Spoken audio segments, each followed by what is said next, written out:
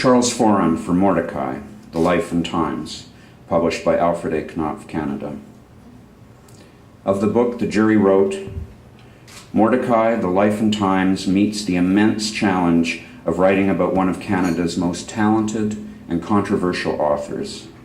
Charles Foran has created a rich and compelling portrait of the man and his times.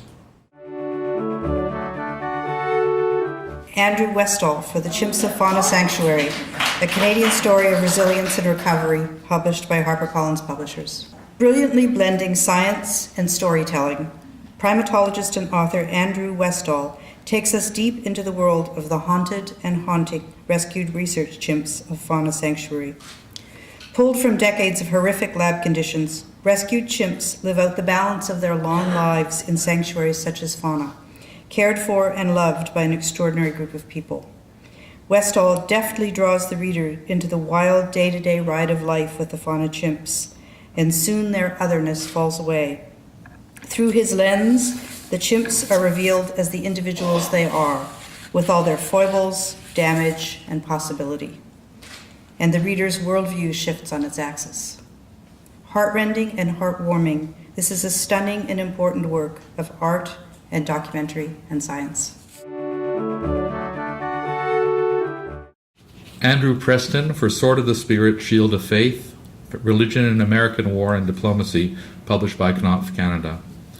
Of the book the jury wrote, fluently written, comprehensively researched, and scrupulously balanced, Andrew Preston's Sword of the Spirit, Shield of Faith describes how the foreign policy of the United States has been and is influenced alternately, decisively, and marginally by the fact that so many Americans regard themselves as people chosen to do God's work to others. And because American leaders all the way from Lincoln to George W. Bush have used religious convictions to justify political acts, showing that the centrality of religion in American life is by no means unique to fundamentalists and neoconservatives, this important work has such chapter titles as High Priests of the Cold War and A Judeo-Christian Foreign Policy, which convey Preston's originality and indeed his bravery. Thomas King, The Inconvenient Indian. Subtitled A Curious Account of Native People in North America, published by Doubleday, Canada. The jury notes, histories of North America's native peoples abound, but few are as subversive, entertaining, well-researched, hilarious, enraging, and finally, as hopeful as this very personal take on our long relationship with the inconvenient Indian. King dissects idealized myths, the noble Hiawatha, the servile Tonto, the 60s nature guru, against the tragic backdrop of real Indians, abused in mission schools, penned together on reserves, and bludgeoned by vicious or ham-fisted government policies. A sharp, informed eye is cast on Riel, Crazy Horse, and Sitting Bull, on the dark and tangled stories of native land claims, on Alcatraz, Will Rogers, the Cherokee, which I did not know, and the Maid on the Land O'Lakes butter package, on Batoche, on Wounded Knee. In this thoughtful, irascible account, and in characteristically tricksterish mode, King presents a provocative alternative version of Canada's heritage narrative. Plum Johnson, for They Left Us Everything, published by Penguin Canada. I have to share with you the great delight we all have, those of us who know Noreen, who keeps it absolutely secret that she know not who is on the short list. And so it is such a pleasure to share these titles with Noreen beside us.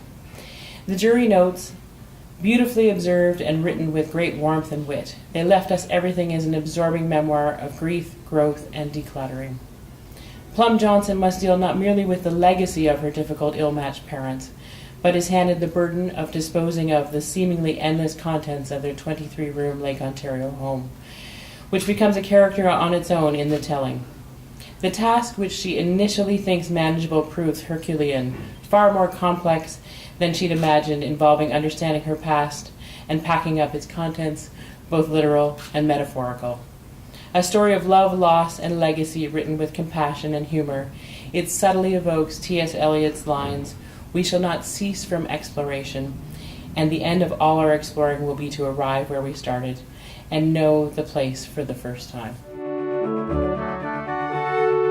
Rosemary Sullivan for Stalin's Daughter, The Extraordinary and Tumultuous Life of Svetlana Elyuyeva, published by HarperCollins.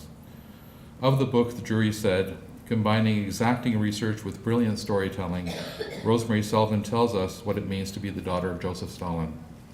As terrifying and mystifying as Stalin was to the Soviets and to the rest of the world, he was doubly so to Svetlana. The result for her was, of course, tragic. The achievement of Rosemary Sullivan's Stalin's Daughter is that in this portrait we see the inescapability of tyranny, when the tyrant's rule is not only political but also personal.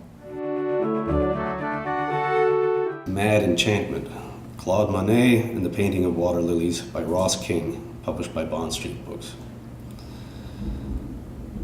Of the book, the jury writes, Claude Monet's Water Lilies in the Orangerie des Tuileries rank among the greatest masterpieces of world art.